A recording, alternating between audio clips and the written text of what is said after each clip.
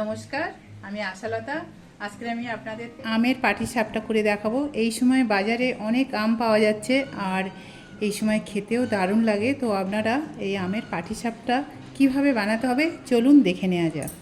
তো আমের পাটিসাপটা বানানোর জন্য আমি এখানে দুটো আম নিয়েছি।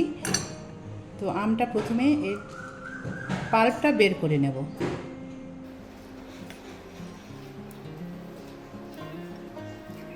আমগুলো একটু ভালো পেকে গেলে তাহলে খুব ভালো হয়, পাল্পটা ভালো বেরোয়।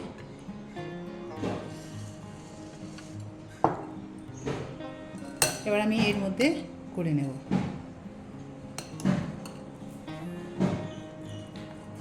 এটা আপনারা মিক্সিতেও করে নিতে পারেন।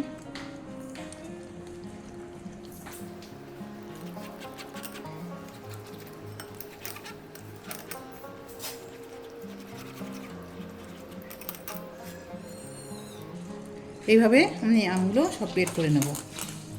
তো দেখুন আমের পাল্পগুলো বের করে নিয়েছি। এখানে আমি দুটো আমের পাল্প বের করে নিয়েছি। এবার এর মধ্যে আমি দিয়ে দেবো চিনি, দিয়ে দেবো আপনাদের টেস্ট মতন চিনিটা দেবেন।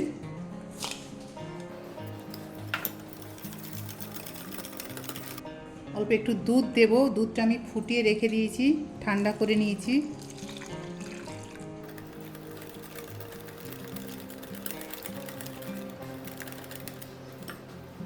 এবার আমি হাফ কাপের মতন সুজি দিচ্ছি।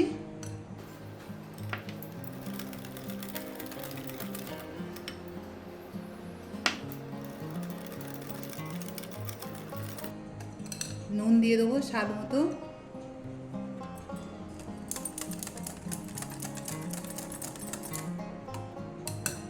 এবার আমি ময়দা দেব। ময়দা আমার এখানে 1.5 কাপের মতন ময়দা আছে। ময়দাটা আমি দিয়ে দেবো, কম কম করে দেব।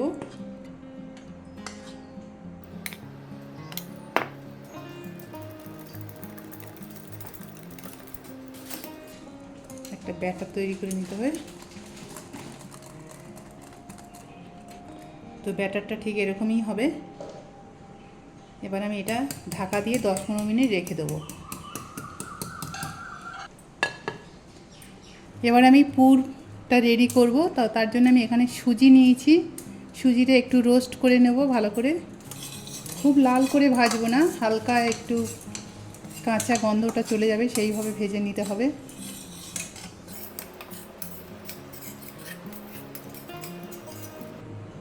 এটা হয়ে গেছে, হালকা ভাজা হয়ে গেছে, সুন্দর একটা গন্ধও আসছে।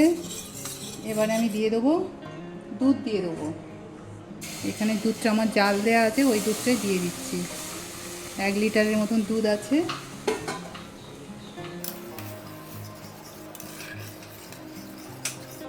জাস্ট অল্প একটু নুন দিচ্ছি। এখানে আমি পাউডার দুধ দিচ্ছি 2 চামচের মতো।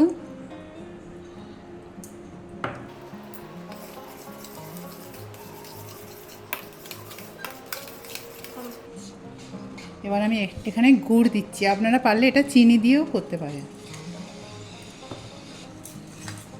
এটা শুকনো করে নেব।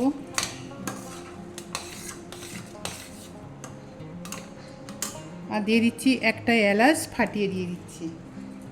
এটা থেঁতে নিয়েছি এলাচটা।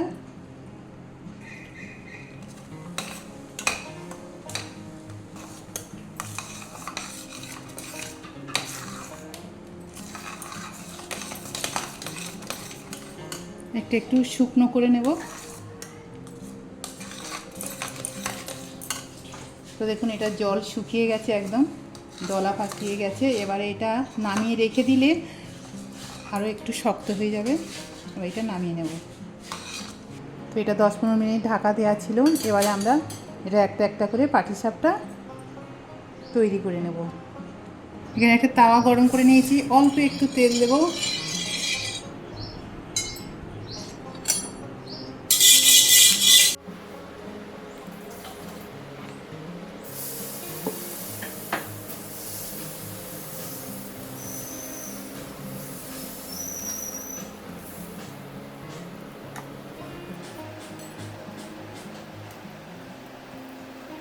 খুব অল্প একটু তেল দিচ্ছি।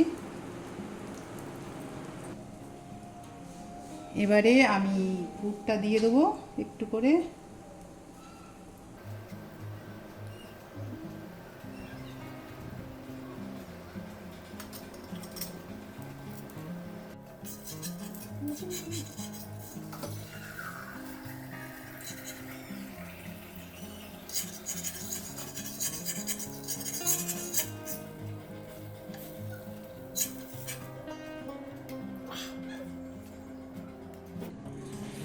এইভাবে বাকিগুলো ভেজে নেব।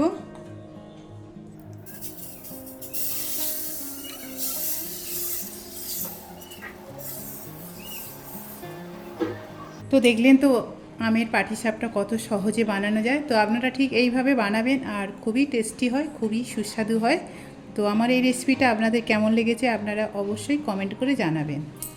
আমার এই রেসিপিটা যদি আপনাদের ভালো লাগে তাহলে লাইক করবেন, শেয়ার করবেন, সাবস্ক্রাইব করবেন আর আমার বেল আইকনে ক্লিক করবেন, তাহলে নতুন নতুন ভিডিওর সাথে আপনারা আপডেট থাকতে পারবেন। নমস্কার।